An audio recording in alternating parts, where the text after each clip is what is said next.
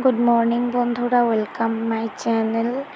দেখো, আজকে আমি শুরু করছি আরেকটি নতুন ব্লগ শেয়ার করছি তোমাদের সাথে। তো শোনা, দেখো, ফার্স্টে দেখালাম ওই বিড়ালটা আমার বাড়িতে, ওখানে যেখানে শাক ধোয়া হয়, তো সেখানে এসে জল খাচ্ছিল।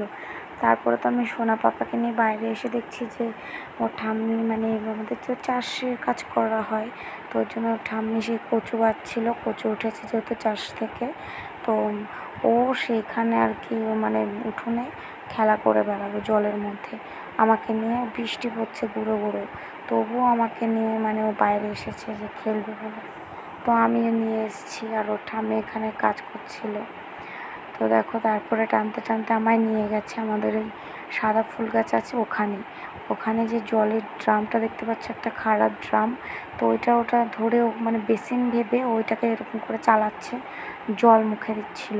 তো তারপরে আমি বলছি, না এটা খারাপ, চলো বাবা চলো, জোর করে কিছুতেই আসছিল না। তো তারপরে দেখো মেঘ করে ফেলেছিল, তো ঘরে চলে গেছিলাম। Tata, by.